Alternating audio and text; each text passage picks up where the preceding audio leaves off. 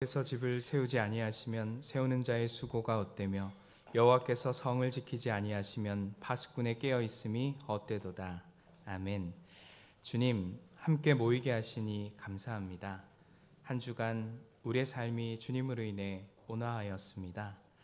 가을의 충만함 속에 여름의 열기는 식었고 주님의 은혜 아래 평온한 일상을 살아갑니다. 언제나 사랑스레 베풀어 주신 은혜를 기억하며 감사의 예배를 하게 하옵소서. 우리의 삶을 세우시고 온전케 하시는 주님을 기뻐하며 주님 받으시기에 합당한 예배하게 하옵소서. 성령께서 이곳에 임하여 주셔서 주님을 만나게 하시며 주님을 통하여 새로운 삶을 살게 하옵소서. 이 예배를 통하여 주님만 홀로 영광 받으시기를 예수님 이름으로 기원합니다. 아멘. 찬송가 23장을 함께 찬양합니다.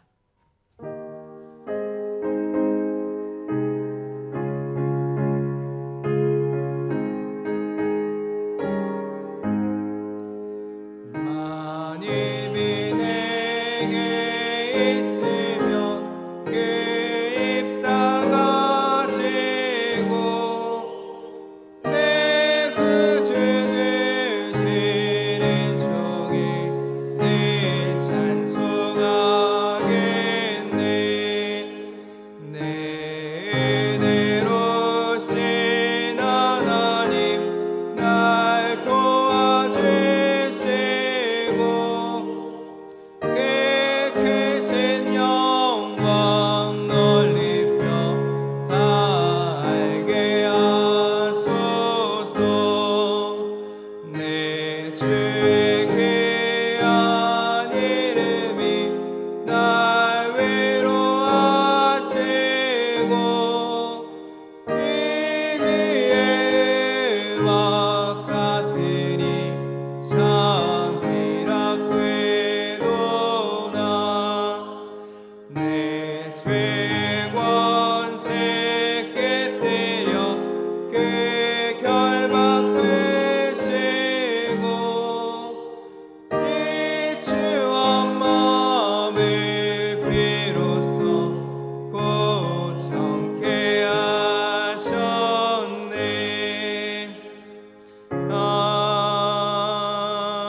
아멘. 교동문 55번 시편 127편의 말씀, 교동문 55번 시편 127편의 말씀을 교독합니다. 여호와께서 집을 세우지 아니하시면 세우는 자의 수고가 헛되며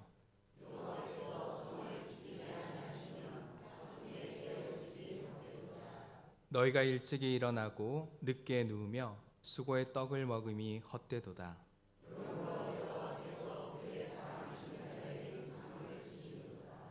보라, 자식들은 여호와의 기업이요 젊은 자의 자식은 장사의 수중의 화살 같으니 그들이 성문에서 그들의 원수와 담판할 때에 수치를 당하지 아니하리로다. 아멘. 사도신경으로 우리의 신앙을 고백합니다.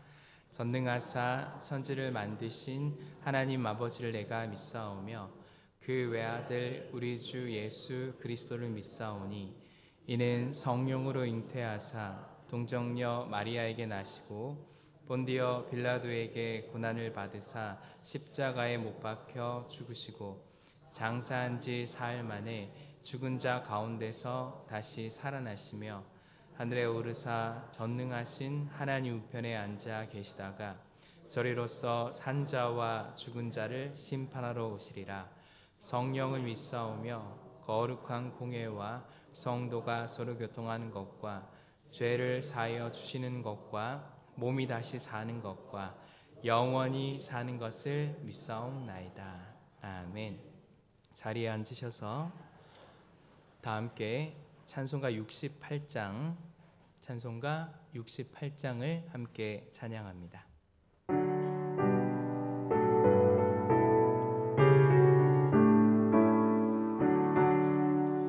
오 하나님을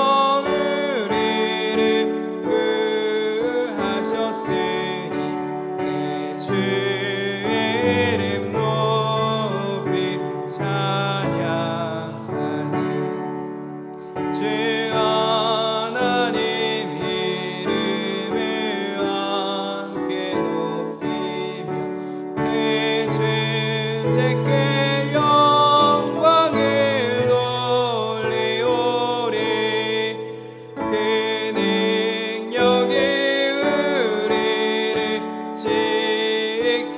지켜주시니 주 하나님을 높이 찬양하네. 아멘. 전옥진 안수 집사님 나오셔서 기도하겠습니다.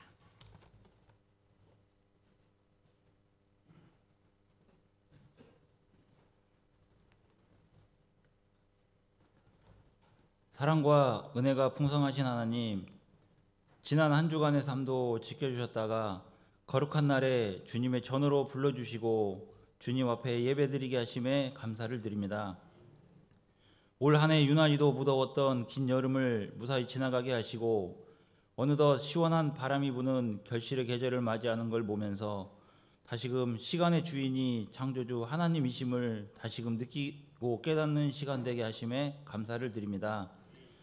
그러나 우리는 지난 한 주간의 삶 속에서도 모든 순간이 주님의 사랑과 은혜임에도 불구하고 너무나 부족한 저희들은 주님의 말씀대로 한 주간의 삶을 살지 못하고 여전히 내가 주인 되어 내 마음대로 자신의 삶을 살아왔음을 회개하오니 우리의 모든 허물과 죄를 십자가 보혈로 깨끗이 씻어주시옵고 새로운 마음과 결단으로 주님께 나아가게 하옵소서. 예배를 받으시는 주님, 은혜를 갈망하며 주님께 나온 성도들에게 복을 내려 주시옵고 이 예배를 통해 주님을 더 깊이 알아가고 사랑하며 더욱 충실히 주님을 섬기는 계기가 되게 하여 주시사 세상 속에서 무엇을 하든지 믿음으로 행하게 하시고 하나님만을 사랑하는 거룩한 주의 백성으로 살아가게 하시옵고 가정이나 직장에서 그리스도의 향기를 풍기며 소금의 역할을 잘 감당할 수 있도록 도와주시어 주님의 향기 나는 삶 살아가게 하옵소서. 다음 주에는 이웃을 섬기며 주님을 찬양하기 위해 가을 음악회를 준비하고 있습니다. 부족하고 어려움도 있지만 주님의 뜻 안에서 무사히 잘 마칠 수 있도록 도와주시어 주님께 칭찬받는 행사가 될 수 있기를 바라며 또한 아픔과 슬픔 가운데 빠져있는 이웃들에게 작지만 기쁨을 나누어주는 우리 교회 되게 하시어 이웃들의 짐을 나누어지는 우리 교회 되게 하옵소서. 지금은 담임 목사님 출타 중에 계십니다. 쉼을 통해 은혜 충만한 시간 되게 하여 주시옵고 어디에 있든 오고 가는 발걸음 주님이 함께하여 주시며 안전하게 돌아올 수 있도록 지켜주시옵시고 말씀을 전하시는 목사님께 주님의 지혜와 능력을 부어주시사 말씀을 통하여 우리의 무거운 짐을 주님 앞에 다 내려놓게 하시고 주님이 주시는 말씀을 통해 주님을 더 깊이 알아 더욱 사랑하며 우리의 삶이 변화되게 하옵소서. 주님을 만나는 은혜의 시간 되게 하옵소서. 오늘도 정성을 다하여 주님께 영광 돌리는 자라 중창단의 찬양을 기쁘게 받아 주시옵고 교회를 위하여 수고를 아끼지 않는 모든 이들을 기억하여 주시사 하늘의 복으로 채워주시길 바라며 빛 대신 예수 그리스도의 이름으로 기도드렸습니다. 아멘.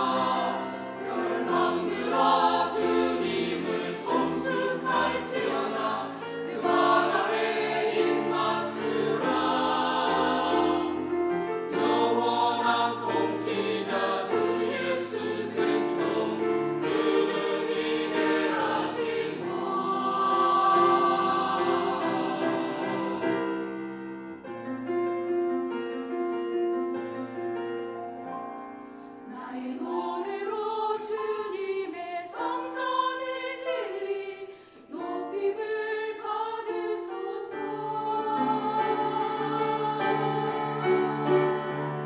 하나님 우리가 이곳에 섰으니 이 땅을 치유하소서. 하나님 우리가 어디에 있든지 주를 높이리라. 열방 들어 주님을 송축할지어다. 그 나라에 입 맞추라. 영원한 통치자 주 예수 그리스도 그분이 대하신 왕. 그는 왕 그는 주 위대하신 왕.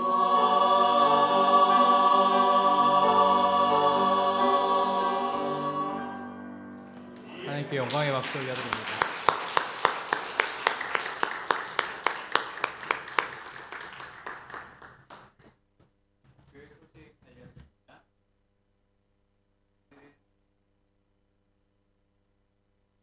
구절 6번째 주일입니다.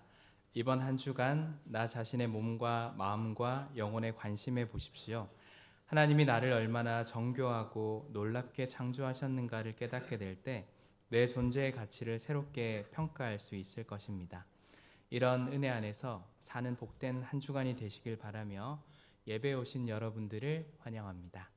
교회 바자회가 10월 26일 토요일에 있습니다. 각 가정에서 바자회에 기부할 물품을 찾아보시고 보내주시면 더욱 풍성한 바자회가 될 것입니다. 기부 물품은 사무실 또는 차재현 권사님이나 김명숙 비 권사님에게 전달해 주시기 바랍니다. 10월 27일 주일 임직자 선거를 위한 권사와 안수집사 후보자 안내문이 제공이 되었습니다. 장로 후보자는 현 안수집사를 대상으로 하기에 후보자 안내문을 제공하지 않았습니다. 안수집사 후보자는 서리집사 임직 5년 이상 되신 분이며 권사 후보자는 서리집사 임직 10년 이상 되신 분입니다. 임직이 2025년도 창립주일에 있기에 만 68세 미만이 대상입니다. 혹시 대상이 되지만 안내문을 받지 못한 분들은 교역자에게 문의해 주시길 바라며 후보 허락서를 오늘까지 안내나 교역자들에게 전달해 주시기 바랍니다. 제가 뒤늦게 좀 확인하다가 알게 됐는데 나이를 68세로 이렇게 계산을 하다가 착오가 조금 생긴 분들이 있어요. 혹시나 실수로 인해서 전달이 안 됐거나 못 받으신 분들 꼭 저에게 문의해 주시면 좋겠습니다. 코로나 키트 필요하신 분은 사무실에 오셔서 가져가시기 바랍니다. 담임 목사님은 지난 수요일부터 다음 주 토요일까지 휴가를 다녀옵니다. 미국을 다녀오는 일정이라서 먼 거리를 이동하는데요. 안전한 여행이 될 수 있도록 위해서 기도해 주시기를 바랍니다. 다음 주 식당 설거지 봉사는 22 공동체에서 합니다. 우리 가을 음악회 관련해서 김유순 장로님, 김유순 장로 나오셔서 가을 음악회 안내해 주시겠습니다.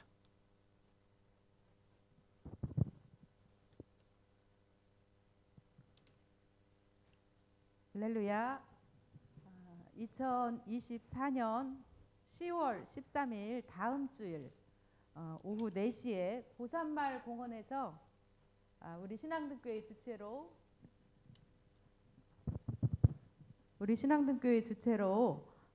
가을 힐링 음악회를 엽니다.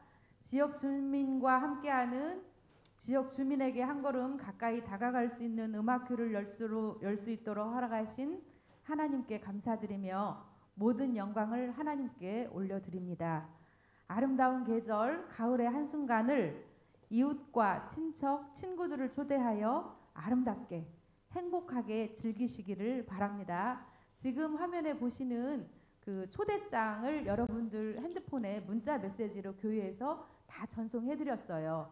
그거를 다운받으셔가지고 꼭 누르면 전달하기가 있고 다운받기가 있어요. 그걸 다운받아서 아시는 분들에게 많이 알려서 꼭 많이 참석해 줄 수 있도록 그렇게 해주시기 바랍니다.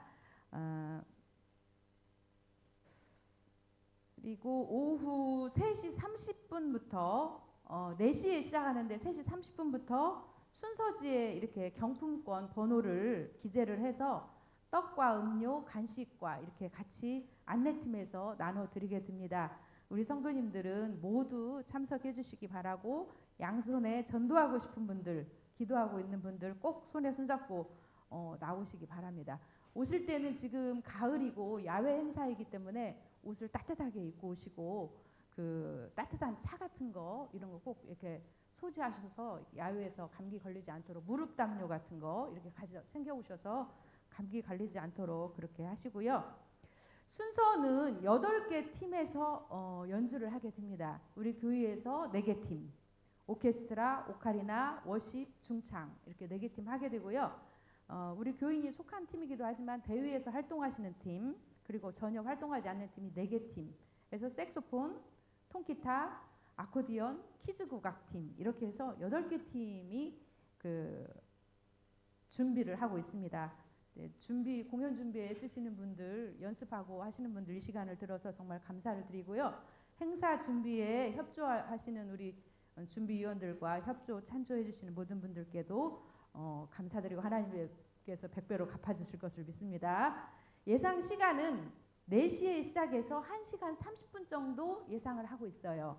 근데 이제 경품이 한 100매 이상 이렇게 준비가 되기 때문에 경품 추첨도 있어서 전체적으로는 아마 2시간 이내로 다 끝날 것이다 이렇게 예상을 하고 준비하고 있고요.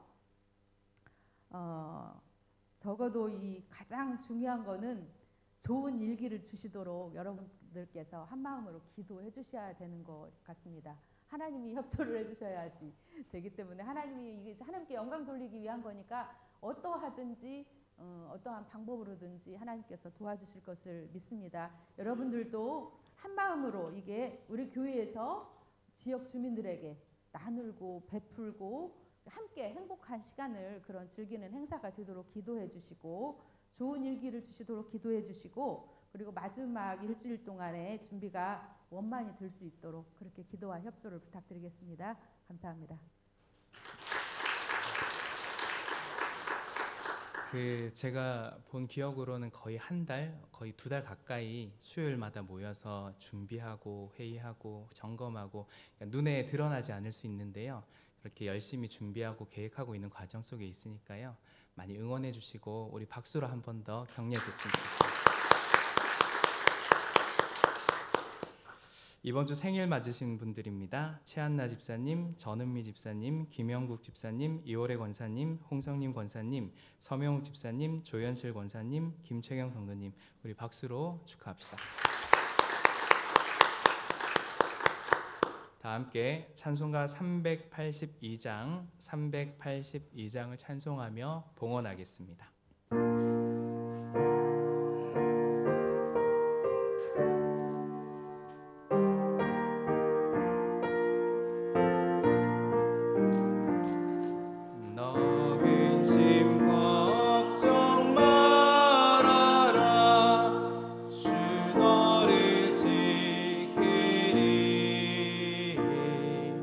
주 날개 밑에 거하라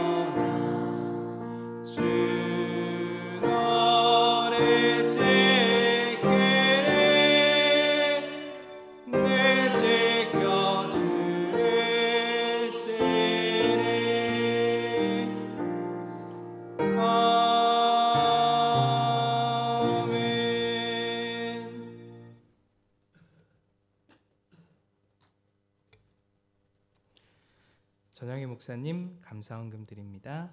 하나님의 은혜에 감사합니다. 남궁선희 집사님 감사헌금 드립니다. 김철호 안수 집사님, 김영자 집사님 가정에서 감사헌금 드립니다. 최은범 집사님, 신정미 집사님 가정에서 감사헌금 드립니다. 전능하신 주님, 인도하시고 도우심에 순종하게 하옵소서. 윤석희, 박묘형 감사헌금 드립니다. 박영래 집사님 감사헌금 드립니다. 주님 은혜 감사드려요. 성화순 권사님 감사헌금 드립니다. 하나님 은혜에 감사합니다. 홍성님 권사님 감사헌금 드립니다. 황우순 집사님 감사헌금 드립니다. 하나님 사랑으로 평안한 삶을 주셔서 감사합니다. 무명으로 감사헌금 드립니다. 강영순 권사님 감사헌금 드립니다. 10월 한 달도 하나님 은혜로 살게 해주세요. 이보규, 김옥성 권사님 가정에서 감사헌금 드립니다. 주님 은혜에 감사합니다. 김명자 권사님 감사헌금 드립니다. 이복실 권사님 감사헌금 드립니다. 무명으로 감사헌금 드립니다. 하나님 은혜에 감사합니다. 최정희 집사님 감사헌금 드립니다. 권인영 집사님 감사헌금 드립니다. 무명으로 감사헌금 드립니다. 귀하신 주님, 오늘 우리 예배의 주인이시고 우리의 삶의 주인이신 주님께 오늘 이 예배와 이 물질을 주님 앞에 내려놓습니다. 주님 받으시기에 합당한 우리의 삶이 되게 하시고 또 주님 받으시기에 기뻐하시는 예배 되게 하여 주시며, 주님 오늘 우리에게 주신 것들을 감사하고 기쁜 마음으로 내어놓는 우리의 헌금이 되게 하여 주옵소서. 주님, 우리에게 허락한 삶의 시간을 살아가면서 하나님께 감사하고 기뻐할 일로 넘쳐나게 하시고 우리의 삶이 주의 은혜 아래서 온전히 살아갈 수 있게 하여 주시옵소서. 때로 삶의 어려움이 닥치고 고난이 닥칠지라도 오늘 우리가 주님을 바라보고 또 그 주님의 은혜를 생각하면서 그 어려움의 때를 잘 넘어설 수 있게 인도하여 주옵소서. 그럼에도 불구하고 감사할 수 있는 우리의 삶이 되게 하시고 언제나 주님 앞에서 감사할 수 있는 우리의 삶이 되게 하여 주옵소서. 함께 하실 주님을 믿으며 예수님 이름으로 기도합니다. 아멘.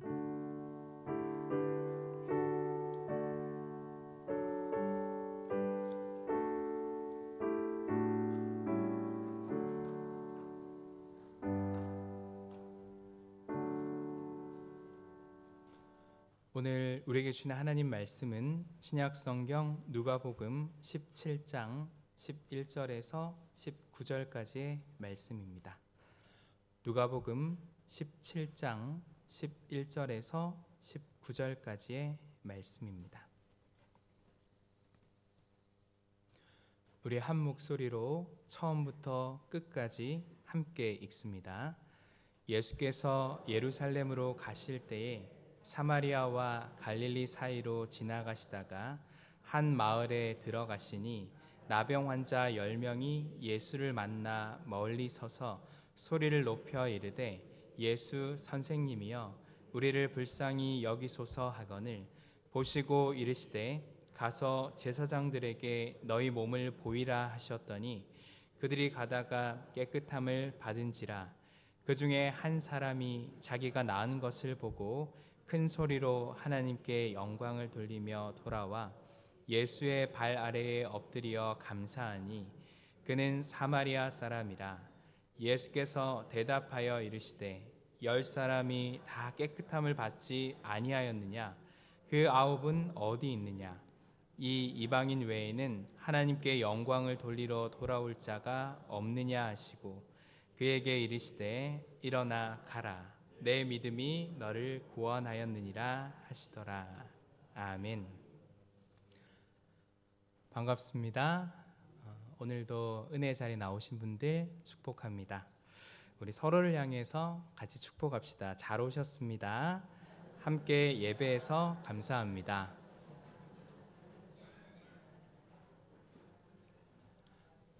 감사합니다. 설교를 준비하면서 인터넷 기사를 통해서 알게 된 편지글이 하나 있어서 소개를 드리려고 합니다. 읽어드릴게요. 안녕하세요. 103동 주민 여러분. 저희는 208호의 거주자입니다. 다음 주 월요일 4년 동안 살던 이 아파트에서 이사를 갑니다. 살면서 늘 감사한 마음이었지만 이사를 앞두고서야 이렇게 인사드립니다. 장애인 주차구역은 장애인 운전자를 위한 공간이지만 안타깝게도 그렇게 활용되지 못하고 있는 곳이 많습니다. 우리 동 주민들은 심각한 주차난에도 불구하고 늦은 시간까지 장애인 주차구역을 비워주셔서 4년간 큰 불편함 없이 생활하였습니다. 따뜻한 배려에 진심 담아 깊이 감사드립니다. 늘 건강하고 행복하시기를 바랍니다. 이 글을 접한 분이 아멘의 반응은 처음이라는데요. 이런 반응들을 보였다고 하는데요. 마음이 따뜻해진다. 이런 게 진짜 명품 아파트의 인품이다. 당연한 건데 감동적이다. 편지도 고맙지만 주민들의 배려도 너무 감동적이다. 당연한 것에도 감사함을 표현하는 분이다. 저 글을 읽는 아파트 주민들도 따뜻한 온기가 전해졌을 것 같다.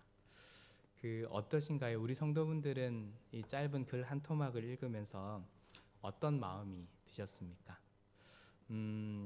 저는 매우 따뜻하다는 인상을 받았는데요.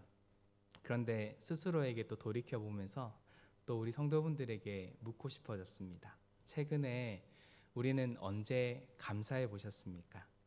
혹 평소에 얼마나 많이 감사하며 살아가십니까?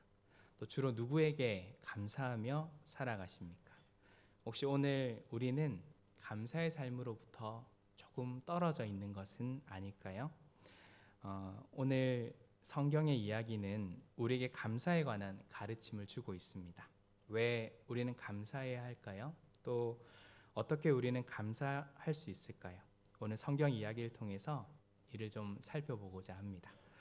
오늘 우리가 읽은 성경의 이야기는 예수님께서 10명의 나병 환자를 치유하는 사건을 보여줍니다. 차근차근 내용을 보겠습니다. 먼저 누가복음 17장 1절의 말씀인데요. 한 번 더 같이 읽습니다.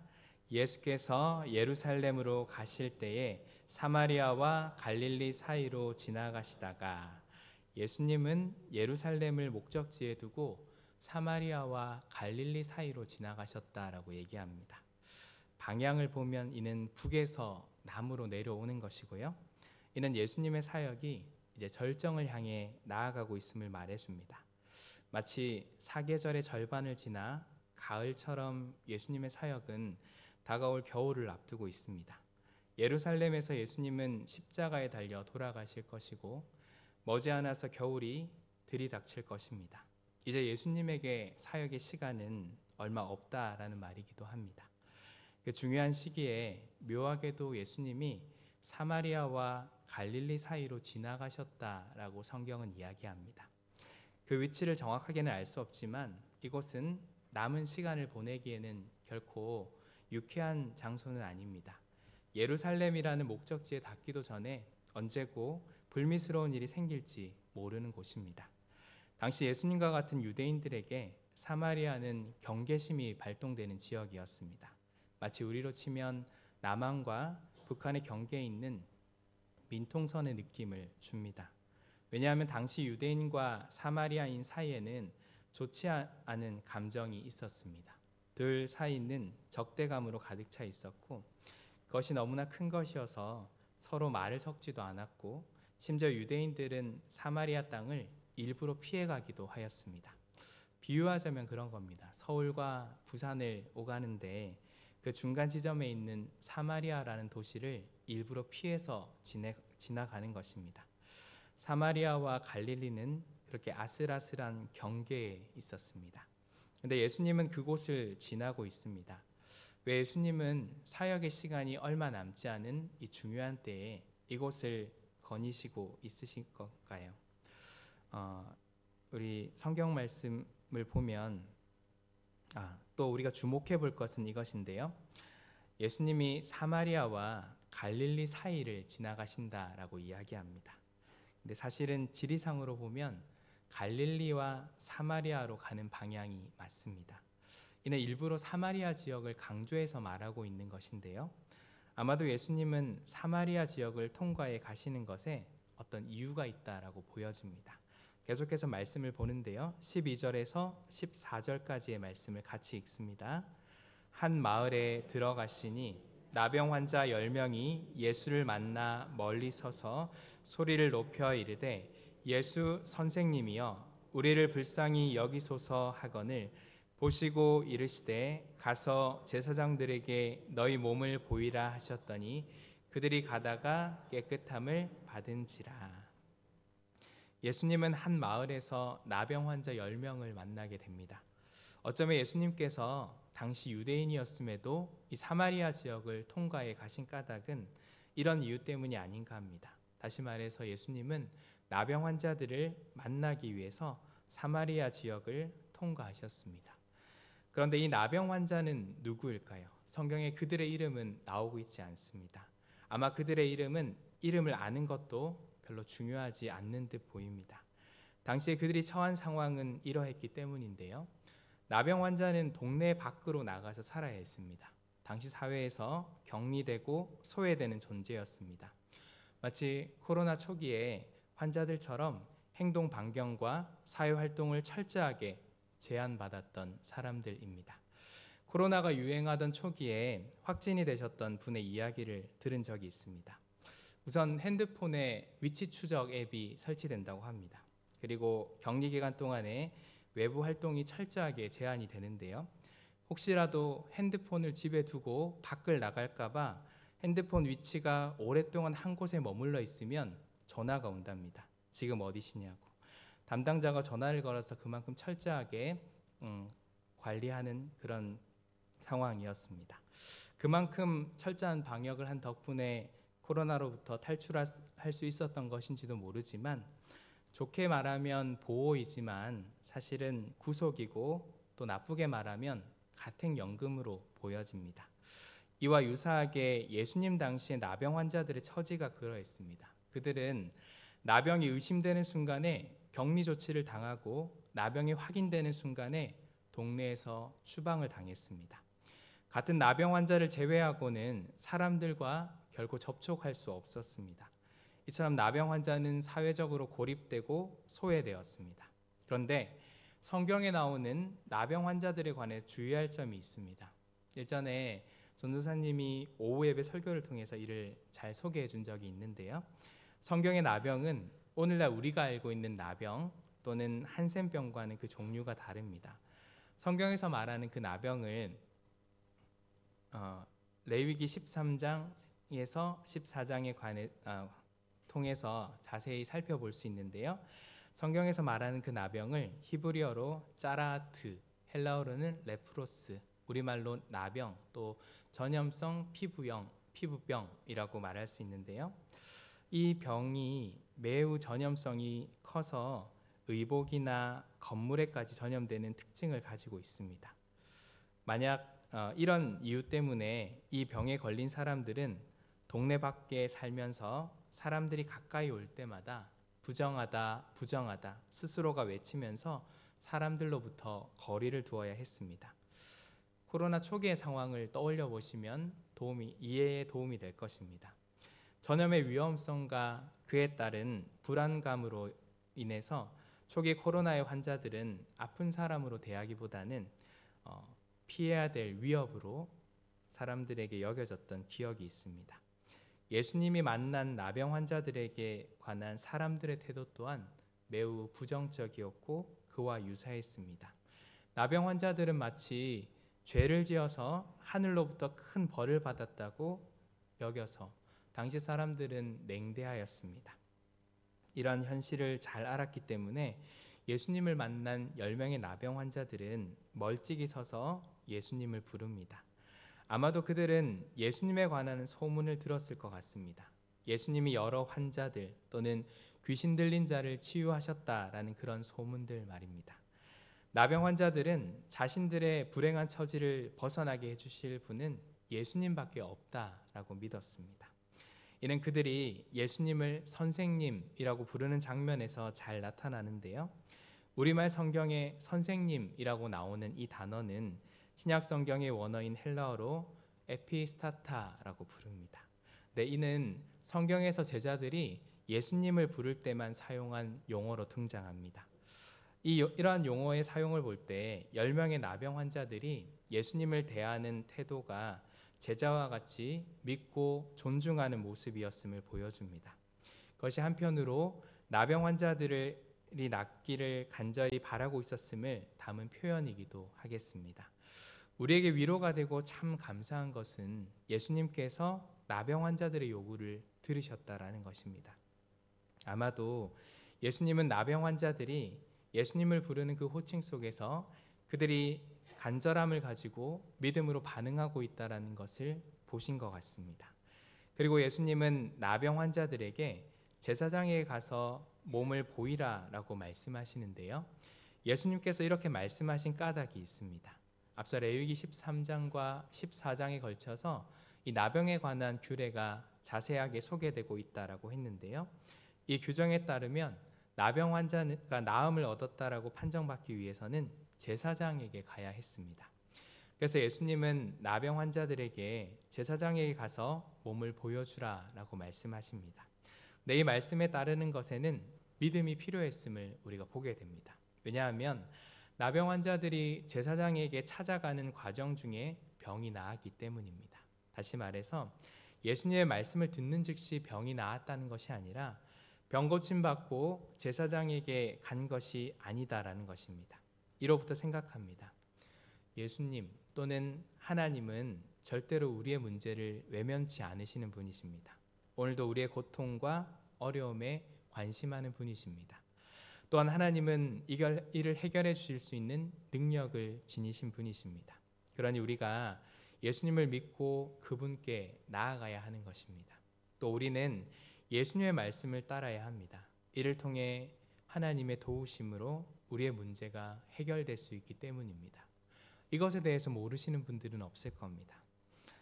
마치 오늘 성경 이야기 속에서 나병 환자들이 예수님의 소문을 듣고 예수님을 믿음으로 나아왔고 또 예수님의 말씀을 따름으로 나병을 고칠 수 있게 된 것처럼 말입니다.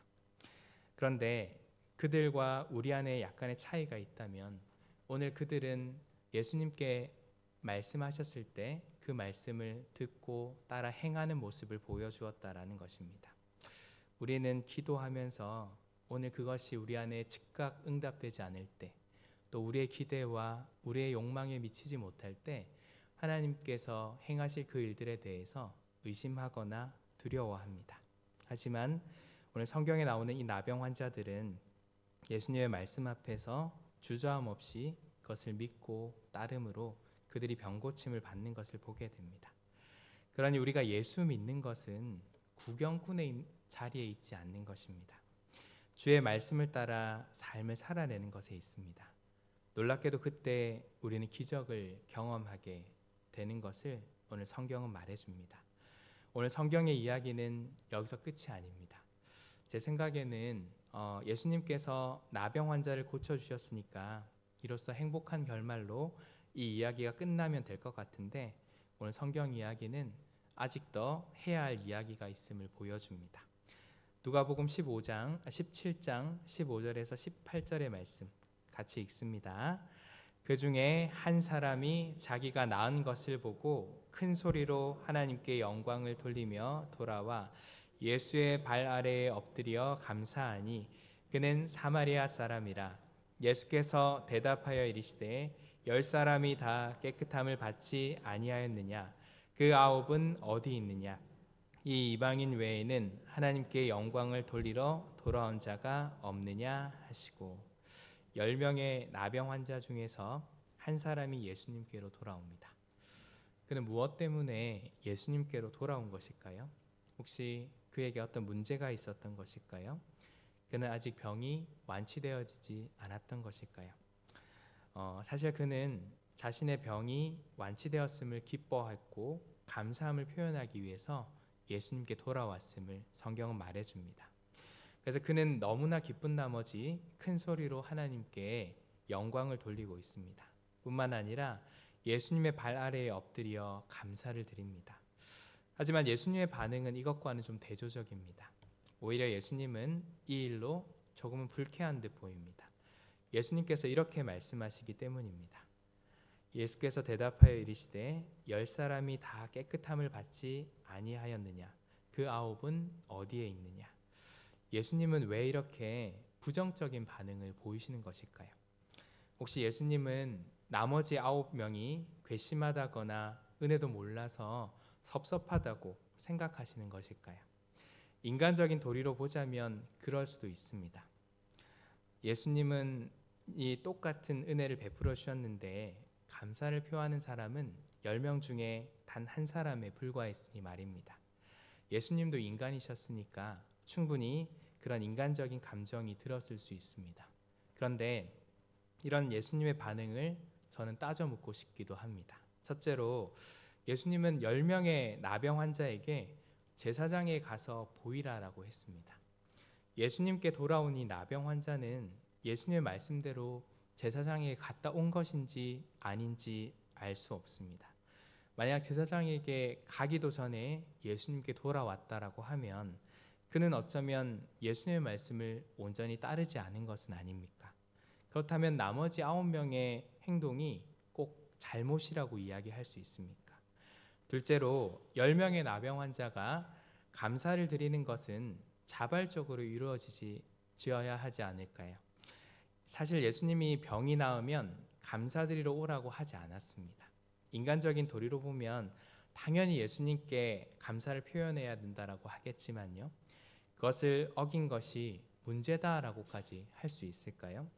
가령 제가 누군가에게 선물을 주고 나서 그 사람이 고맙다고 감사하다고 얘기하지 않는다고 해서 화를 낸다면 좀 이상한 일이 아니겠느냐라는 겁니다. 꼭 고맙다는 말을 듣고 싶어서 선물을 준 것 같은 그런 모양이니까요.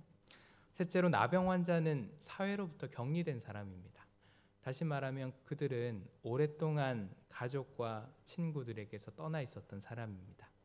이제 그들을 다시 만날 수 있게 됐는데 어쩌면 그들은 예수님보다 오래전에 헤어졌던 가족들에게 먼저 향하고 싶었던 것은 아닐까요? 예수님께 큰 은혜를 받은 것은 사실이지만 관계의 정도를 생각한다면 나병 환자들에게 가족들이나 친구들이 더 보고 싶지는 않았을까요? 이러한 저의 생각을 우리 성도분들께서는 어떻게 생각하십니까? 나병 환자의 편을 들고 있는 제가 이상한 것일까요? 제가 느끼기에는 예수님이 좀 야박하다고까지 느껴집니다. 그렇지 않으신가요? 그런데 사실 저도 그렇게 믿지만 우리가 믿기로 예수님은 결코 야박한 분이 아니시죠. 그러면 결론은 제가 이상한 것이다 라고 해야겠습니다. 아니 사실은 제가 어리석어서 예수님의 말씀을 오해한 것이다 라고 말해야겠습니다. 예수님은 우리가 믿는 것처럼 절대로 야박한 분이 아니십니다. 그럼에도 예수님이 그렇게 보여질 수 있다라고 여겨지게끔 반응하신 것은 어떤 의도가 있다라고 보여집니다. 저는 이것이 아마도 예수님께서 우리에게 교훈을 주시기 위함이 아니었는가 하고 생각하게 됩니다. 오늘 성경 본문 18절에서 예수님께서 이렇게 말씀하시기 때문입니다. 이 이방인 외에는 하나님께 영광 돌리러 온 자가 없느냐라고 말입니다. 예수님의 말씀 속에서 주목해 볼 단어가 있는데요. 이방인이라는 말이 그것입니다. 이는 헬라어로 알로게네스라고 합니다. 이 단어는 성경 전체에서 딱 한 번 이 구절에서만 사용되었습니다. 성경에서 어떤 단어를 강조할 때 두 가지의 방식을 사용하는데요. 하나는 강조할 단어를 많이 사용하는 것이고 다른 하나는 최소한으로 사용하는 것입니다. 이처럼 이방인이라는 말을 최소한으로 사용함을 통해서 이 말을 강조하고 있다는 겁니다. 원래 이방인이라는 말은 유대인과는 구별되는 대상을 일컫는 말인데요. 특별히 성전을 출입하는 대상을 제한할 때 이방인이라는 표현을 알로게네스라고 표현합니다. 그러니까 예수님은 유대인이 아닌 그 이방인을 강조해서 말씀하고 계신 것입니다. 하나님께 영광 돌리러 온 그가 이방인이었다라는 사실을 강조해서 말씀하시는 겁니다. 마치 이와 비슷한 말하기의 방식인데요. 아니 요즘 세상에도 그런 사람이 있어? 라고 하는 표현과 유사합니다. 다른 사람이 그 대상을 주목하게 한다라는 것입니다. 아마도 이는 그를 교훈 삼고자 하는 바람이기 때문일 것입니다. 그래서 예수님이 9명의 나병 환자가 어딨냐고 물으신 것은 이렇게 이해해 볼 수 있습니다. 그 9명의 행동이 괘씸해서 그들을 비난하기 위해서가 아닙니다. 오히려 그 9명과는 대조되는 이 한 사람을 주목해 보라고 말씀하시는 것입니다.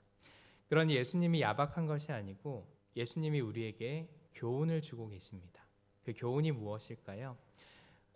오늘 19절의 말씀 같이 읽습니다. 그에게 이르시되 일어나 가라 내 믿음이 너를 구원하니라 하시더라. 예수님은 그 한 명의 나병 환자에게 말씀하십니다. 내 믿음이 너를 구원하였다. 제가 생각했을 때 오늘 성경 이야기에서 가장 이상한 말씀이라고 여겨집니다. 예수님은 병을 치유해 주셔서 감사합니다 라고 감사드리러 온 사람한테 갑자기 믿음의 이야기를 하고 있기 때문입니다. 마치 안녕하세요 라고 인사했는데 사랑합니다 라고 답하는 좀 이상한 모양새입니다. 왜 예수님이 감사하러 온 사람에게 갑자기 구원의 얘기를 하시는지 사실은 도통 이해되지 않습니다. 하지만 이렇게 생각해 보면 어떨까 합니다. 앞서의 경우처럼 예수님께서 이 말씀을 하신 것이 어떤 교훈을 주기 위한 목적이 아닐까 하고 말입니다. 만약 그렇게 이해한다면 이렇게 말해 볼 수 있습니다. 감사를 드리는 것은 믿음으로 인함이다 라고 말입니다. 왜냐하면 예수님은 한 나병 환자의 감사를 표현하는 것에 믿음의 이야기를 하고 계시기 때문입니다. 예수님이 아무 뜻도 없이 이렇게 말씀하신 것이 아니라면 예수님의 말씀을 통해서 우리는 감사와 믿음의 관계를 생각해 볼 수 있다라는 것입니다. 저는 감사라는 단어가 성경에서 어떻게 쓰였는지를 확인하면서 예수님의 말씀을 이해할 수 있었는데요. 한 나병 환자가 드린 감사를 헬라어로 유카리스톤이라고 합니다. 이 단어가 성경에서 사용될 때 감사를 받는 대상 대부분은 하나님입니다. 조금 더 정확하게 말하면 사도 바울이 아굴라와 브리스길라에게 감사한 때를 제외하고는 이 단어는 모두 하나님을 향해서 감사한다라고 표현되어집니다. 특별히 예수님은 이 유카리스톤이라는 단어를 사용할 때 모두 하나님께 감사드리는 것으로만 사용하십니다. 다시 말해 성경이 말하는 감사는 하나님께 올려드리는 것입니다. 그리고 성경의 용례를 기준으로 삼으면 이렇게 말할 수 있는데요.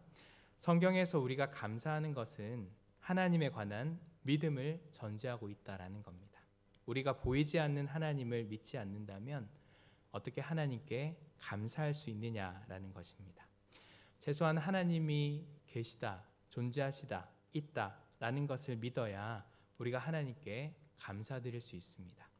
그러니 성경에서 말하는 감사는 하나님을 향한 믿음 없이는 불가능한 것입니다. 저는 1호부터 감사에 관해 생각해 봅니다. 우리가 하나님을 믿음으로 감사하게 되는 것이라면 반대로 하나님을 믿지 않으면 감사하지 않는다라는 말이 됩니다. 물론 우리는 하나님을 믿지 않아도 감사할 줄 아는 인품이 좋은 사람들을 세상 가운데 만납니다. 하지만 성경이 말하는 감사는 세상 사람들이 말하는 그 감사와는 구별된다라는 것이지요. 성경이 말하는 감사는 하나님께만 올려드리는 감사라는 것입니다. 그래서 문득 이 말씀이 새롭게 다가왔는데요. 데살로니가전서 5장 18절의 말씀입니다. 우리 화면을 보여주시겠어요? 네, 같이 읽습니다. 범사에 감사하라. 이것이 그리스도 예수 안에서 너희를 향하신 하나님의 뜻이니라. 아멘. 단순히 문자적으로 보면 삶의 모든 일에 감사하며 살라라는 교훈으로 끝날 수 있는데요.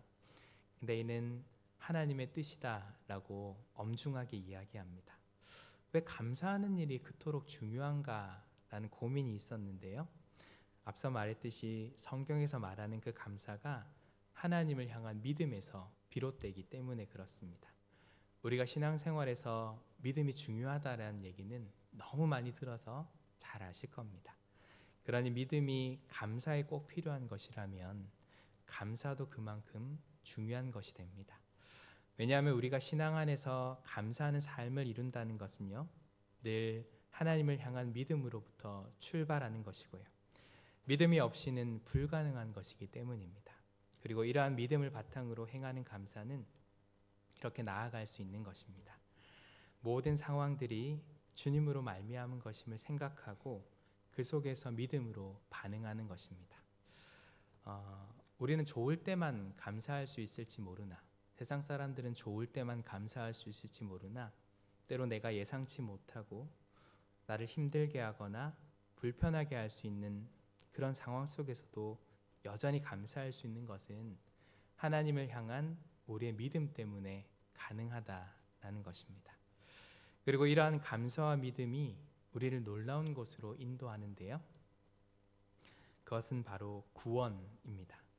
이러한 생각을 바탕으로 다시 오늘 성경 이야기를 통해 보여주신 예수님의 반응을 생각해 봅니다.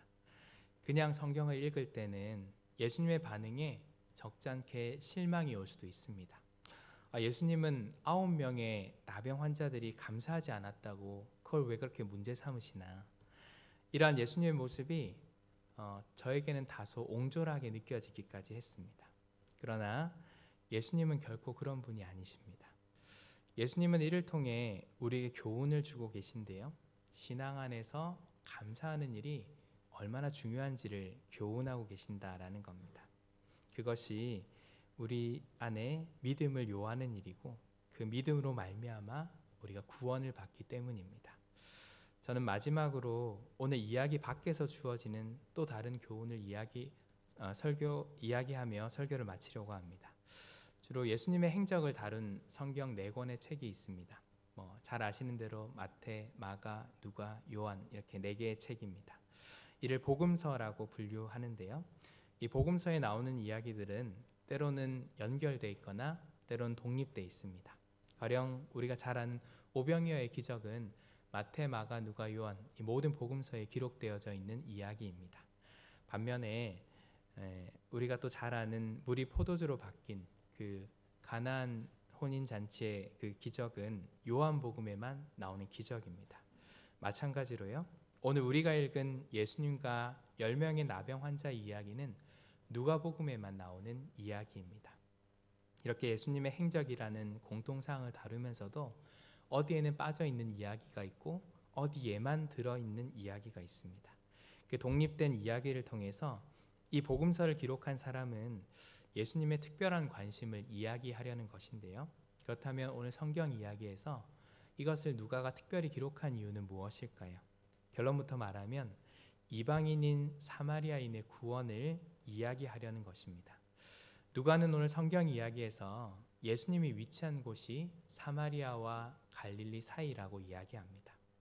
복음이 이방 지역으로 흘러가고 있음을 보여주는 암시입니다. 더욱이 예수님께 감사드린 나병 환자를 사마리아인이고 그가 구원에 이르게 되었다라는 장면을 보여줌으로써 이방인에게도 구원이 임한다라는 것을 말해줍니다. 이를 통해 예수님은 유대인뿐만 아니라 이방인까지도 구원하시는 온 인류의 구원자이심을 나타내고 있습니다. 혈통으로 따진다면 우리도 유대인이 아니라 이방인입니다. 그럼에도 오늘 성경 이야기에 나오는 사마리아인이 구원에 이를 수 있음을 통해 깨닫습니다. 하나님을 믿음으로 우리는 구원에 이를 수 있다라고 말입니다. 이는 오늘 성경 이야기에 나오는 나병 환자처럼 예수님으로 말미암아 얻게 된 구원입니다.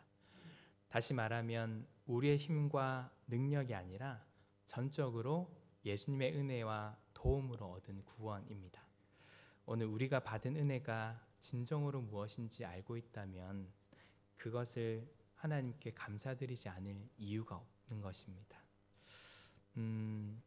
오늘 이 예배를 준비하면서요,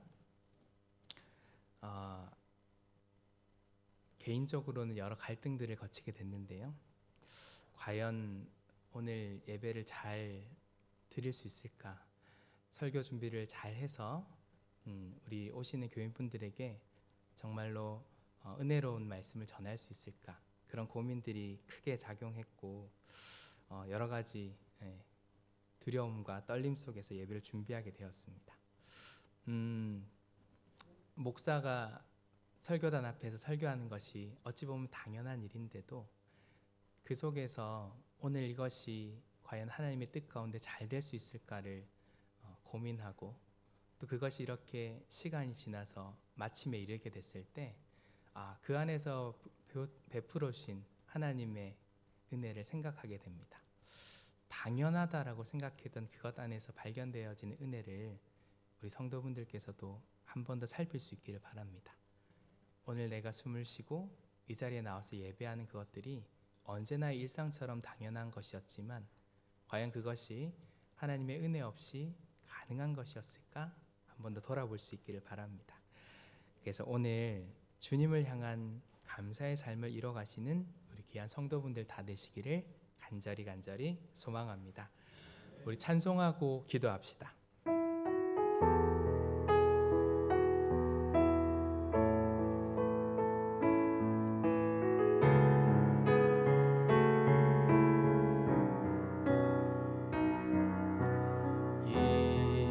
이곳에 생명샘 솟아나 눈물 골짝 지나갈 때에 머잖아 열매 맺히고 웃음소리 넘쳐나리라. 나를 하늘이 열리고 모든 이가 보게 되리라. 마침내 꽃들이 피고 영광의 주가 오시리라. 꽃들도 구름도 바람도 넓은 바다 찬양하라 예수를. 하늘을 울리며 노래해 나의 영혼아 은혜의 주. 다시 한번 고백합시다. 꽃들도 구름도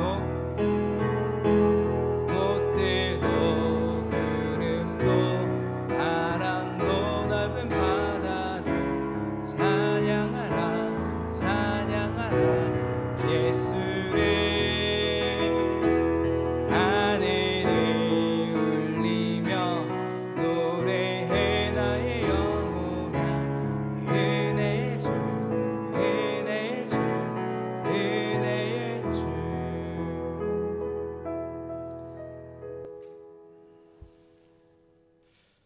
주 예수 그리스도의 은혜와 하나님의 사랑과 성령의 교통 역사하심이 오늘도 당연한 것 가운데서도 하나님께 감사할 수 있고 믿음을 통하여 감사를 이뤄가는 우리 귀한 신앙등교회 교우들 가운데 영원토록 함께 있을지어다.